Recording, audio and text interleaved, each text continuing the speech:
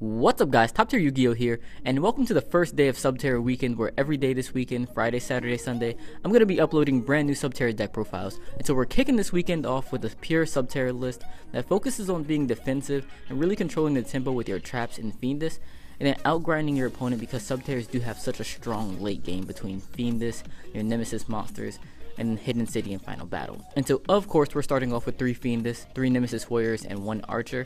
I chose this ratio of lower level Subterror monsters because Fiendess and Nemesis Warrior are your main ways of summoning your Behemoths. Fiendess can obviously summon them from the hand or graveyard, while Nemesis Warrior summons them from the deck. However, there is 1 Archer, and even though there aren't any ways in particular to trigger Archer, Archer is really useful to summon off of Nemesis Warrior or Fiendess when your opponent might have a board wipe, or just when you want to survive a turn, really. Like if you have no other Subterror cards and you only have like a Hidden City, Archer is one of the better things to summon or set even, because it's going to pretty much keep you from dying. And since the goal of this deck is to outgrind opponents, it's really useful to have a monster that floats. But also because we do play Ultramophis, I do like having Archer in the deck somewhere, because you can flip everything face down with Ultramophis, and then summon Archer, and then use Archer's first effect to shuffle your opponent's monsters back into the deck, and that's really useful. And so with that being said, we do play 1 Ultramophis. And this is actually something that I didn't like playing before this set, but now that we have Final Battle and that we're allowed to flip our monsters pretty much whenever we want, Ultramophis is probably the best defensive Subterror monster that we have, or defensive behemoth that we have, I should say, because its effect doesn't target. So Umastrix was the go-to removal / defensive monster before, but now that we have Final Battle, flipping an Ultramophis on your opponent's turn can just be really useful, especially against decks like Zodiac, where they can just summon so many different monsters and they have so many different plays. You can really choose to use the effect whenever you want to, and whenever it's most crucial to within their combo. And now also that we have Phosphoro Glacier, which is level 8, you can conveniently summon it with Nemesis Warrior and Phosphoro Glacier, whereas before, Umastrix and Nemesis Warrior wouldn't be enough, so you sort of had to have specific behemoths in order to summon it beforehand, but now it's a little bit easier, especially with Fiendess as well. And so now that we can summon Ultramophis easier, use the effect easier, I think it's definitely something that we could be running. Next we have 2 Stalagmo, and this is something I generally do like to play at 3, however I bumped it down to 2 because it is very searchable. But then also at the same time, I wanted to have space for other behemoths. However, it is still, in my opinion, the best behemoth. Next we have 1 Phosphoro Glacier. This probably has the biggest impact of either the 2 behemoths from the new set, because it has a Foolish Burial effect, and this is really important, not only for sending cards like Nemesis Warrior, or sending monsters that you want to summon with Fiendess, but it's really important for sending Glow Up Bulb actually. And so this allows you to go into Nat Beast and other synchros pretty easily. And so there's actually a combo that you could do to summon Nat Beast, and all you need is Hidden City and Terra Top, or Hidden City and an Instant Fusion. Pretty much all you need is Hidden City to search your Nemesis Warrior, and then you need some monster to tribute with Nemesis Warrior's effect to summon the level 8 Phosphoro Glacier, and after that you're able to summon your Nat Beast. And so I'm actually going to put a video of that on the screen right now, so check this out. Alright, so as you see, this combo works with both Terra Top or Instant Fusion, so it's only a 2-card combo to end with Nat Beast, and Nat Beast is really hard for a lot of decks to play around, especially if you can back it up with like a Barrier, a Strike Warning, or even another monster, or you could have Fiendess in your hand. There are just so many different ways that you can back up your Nat Beast, and if you can, it's almost certainly going to be game. And none of this would be possible if we didn't get Phosphoro Glacier. So Phosphoro Glacier has a huge impact on the deck. So next we have 2 Umastrix. Umastrix is pretty standard, you have to play it. I mean, it banishes your opponent's monsters, and like Ultramophis, it's one of your most needed defensive cards. It's hard for a lot of decks to get over that 2700 defense, and its level is low enough to summon with almost Nemesis Warrior and anything else. And so it's really useful in the deck, you gotta play it. And the final behemoth that I play is Stygo Kraken, and this was the last one that I added to the deck. And at first I didn't want to play it because I just generally didn't think it was that good. Targeting your opponent's set cards, I mean, this isn't the best format for that. And also you can only target cards equal to the number of behemoths, so if your opponent has 1 set back row and you have 2 face-up behemoths, you can't do it. And so it's really tough to use sometimes, but I really wanted to add it in here because there were so many games that I was playing where I just wanted to like in-phase Final Battle and pop their back row. That came up so much for me, especially if you had a Nemesis Warrior that you didn't use on their turn. I really like that play, and so I figured I'd play it at 1. Next we have the Speedroid engine, 3 Terra Tops and 1 Takedown board. These are very good in Subterror decks. They're important for a few different reasons as well. So like you can go into Invoker to search your Nemesis Warrior. You have Totem Bird, which is a tempo monster. You have Breaksword, which can trigger Archer. Alucard, which can pop back row, and then go into Ghost Trick Angel of Mischief, which can search Ghost Trick Scare.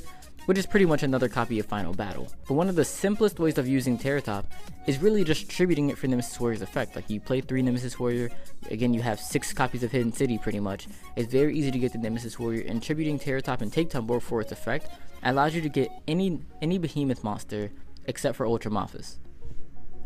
And so that's extremely useful. And then for the final 2 monsters we play 1 Glow Up Bulb and 1 Max C. And so you already saw the combo with Glow Up Bulb and Phosphor Glacier. Glow Up Bulb is just really good in the deck and allows you to go into your synchro plays. For the spells, we have 3 copies of Hidden City and 3 Terraformings. You gotta protect the Hidden City, but you can't protect it if you can't find it.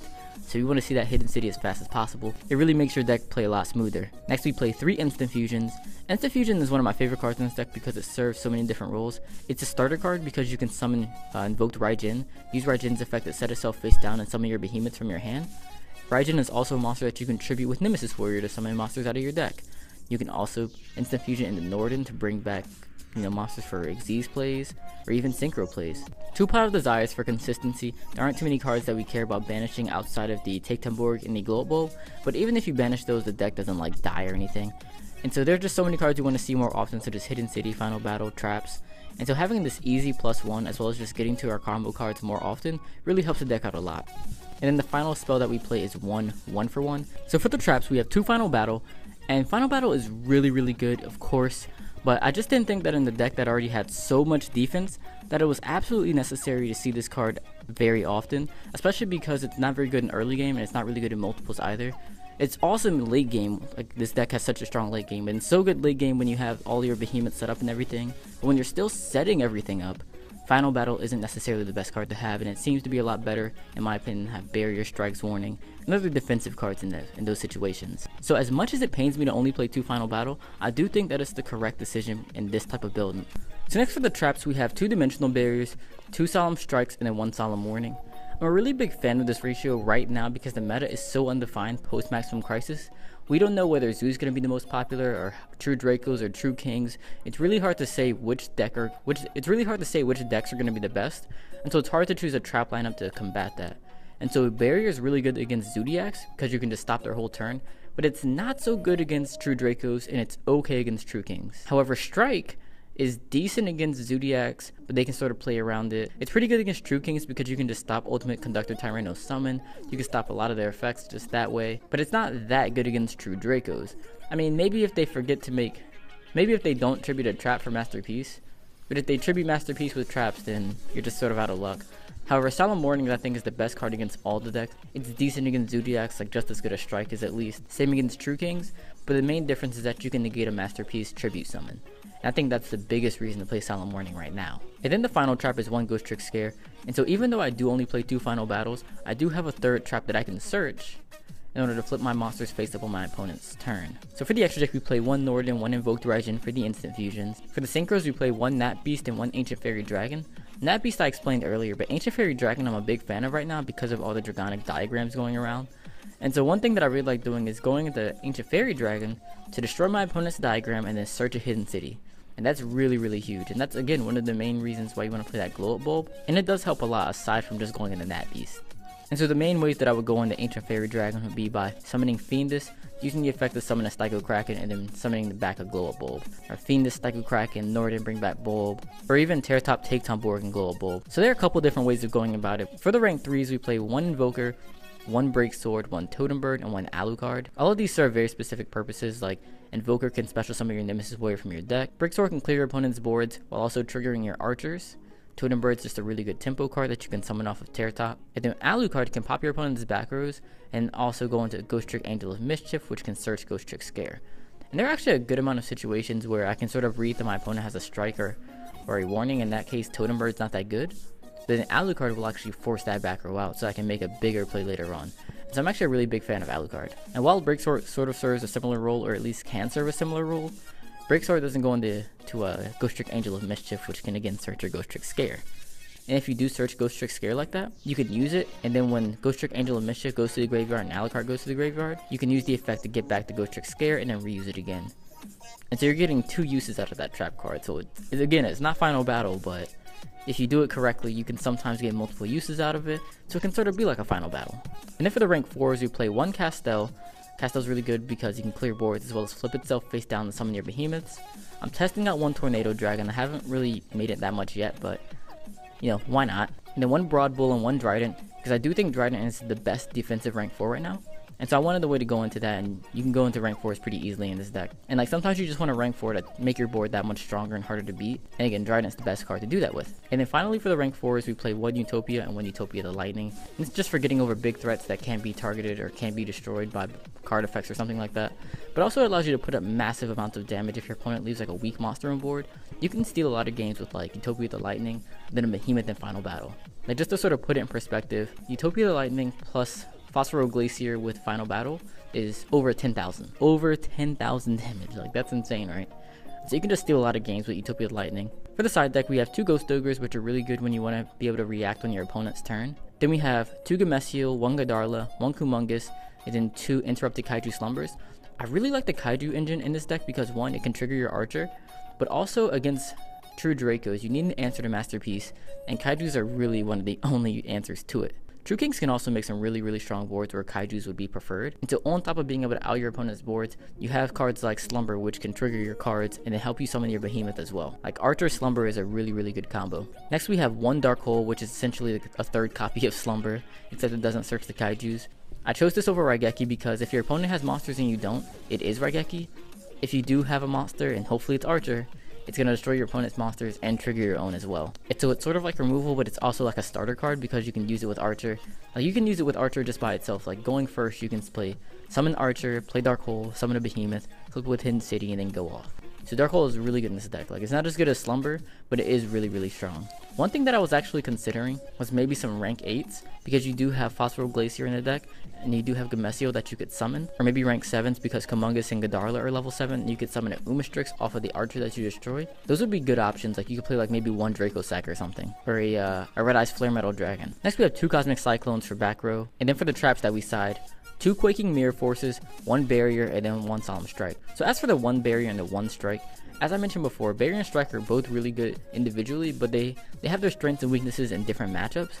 And so sometimes I'll mix and match which traps I play for which matchups. And then the two Quaking Mirror Forces are primarily for True King Dinosaurs, because that deck is really hard for this deck to beat. I mean, Ultimate Conductor Tyranno is just a pain, and so Miscellaneous Source protects them during the main phase. But once they go into their battle phase, Quaking Mirror Force is really good because it allows you to easily clear their boards with cards like Archer and Stygo Kraken. And so I'm really liking Quaking Mirror Force in the side right now. Well, alright guys, let me know what you think about this deck down in the comment section below. Also, tomorrow is the first day of Sneak Peek weekend, so let me know if you're going to be going to a Sneak Peek. I'm pretty interested who's going, so I'm going to put a poll in the top right corner of the screen.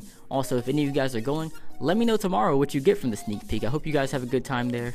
And don't forget, come back tomorrow, youtube.com/TopTierYugioh, 7 p.m. Eastern Time, for the next Subterror deck.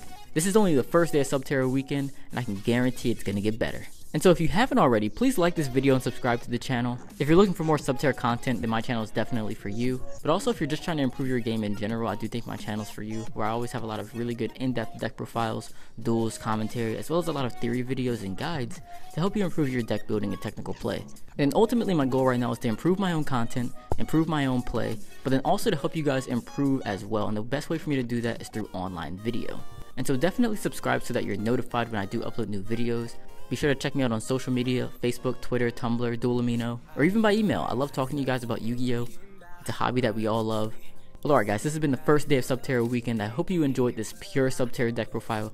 Be sure to tune in tomorrow at 7 p.m. Eastern Time so that you can see the next Subterror deck profile. And so if this one wasn't to your liking and this wasn't to your playstyle, there's going to be a completely different one tomorrow. And so if this didn't work out for you, tomorrow's deck will. And so I'll see you then. Those cerulean tides set fire